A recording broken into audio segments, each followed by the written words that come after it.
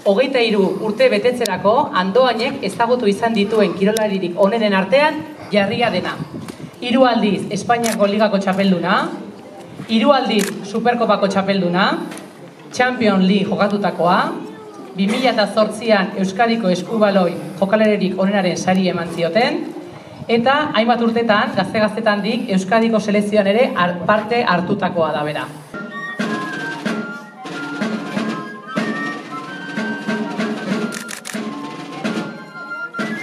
Andoainen, nork erakutsi dezake hainbeste kredentzial edo lorpen eliteko kirolaren munduan oso gutxik iruditzen zaigu. Jokalari paregabea, indartsua eta disiplinatua izateaz gain, giza balore handiko pertsona dela erakutsi digu beti. Ez dira nolanahikoak bere irribarra, simpatia, gertutasuna, humiltasuna eta eskuzabaltasuna. Pertsona eta kirolari konpleto baten aurrean gaude zalantzarik gabe. Ez duena zerikusirik elitean aritzagatik arrotzen, puzten eta berekoi bihurtzen diren kirolari horietakoa.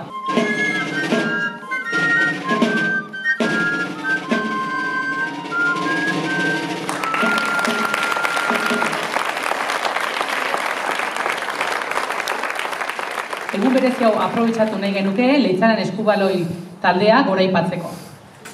Andoainen daukagun altxorra da kirol munduan. 1979an hasi zen, egundoko lana egin du gaur egunen arte. Herri gazteak kirola egin dezaten. Egia da, ligak, kopak, horrek izan duela beti, aipamena, baina egiten duten azpiko lan hori ere aldarrikatu nahiko genuke. Beste gaben nagore, esan nahi dizut eredun izenean, plazer bat izan dara zen solastia, txikitatik ikusten zula eskubaleko grina, beti izan zara oso langilea, konstantia eta disiplinatu eta ondo merezita dakaztula eskubalean goi mailan jokatzezana eta gorko horren dira. Leitzaran eskubaloi taldearekin jarraituz, aipatu nahiko genuke egundoko lan egin duela herriko 100 emakumek ere kirola egin dezaten. Emakumeen kirolak gizonarena bezain garrantzia izan dezan. Esan daiteke Gipuzkoan Leitzaran eredugarria izan dela eta izaten ari dela genero berdintasunaren arloan.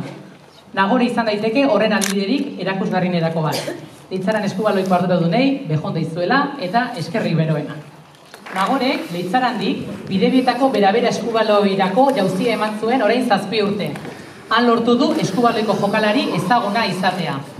Penaz, hartu izan dugu Europan jokatzeko aukerari uko egin behar izan diotenean diru faltagatik. Gure kirolariek, gure emakumeek, gure kirol talde batekin Europara joan ahal izatea egiten dakina egiteko eta ezin. Frustrazio izugarria da.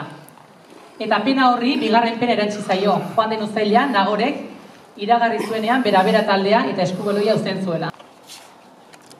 Momentu gana pasau dauz, txarrak bai, eta ospakizun asko izan dauz, azken urtietan.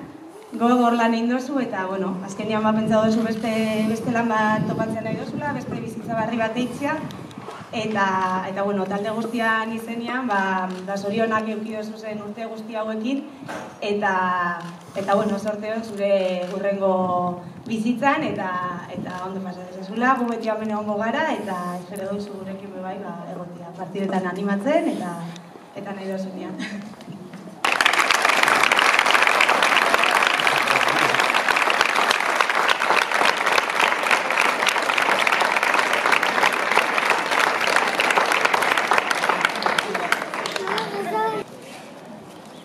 Eskerrik asko soiako zai eta zorrizatik.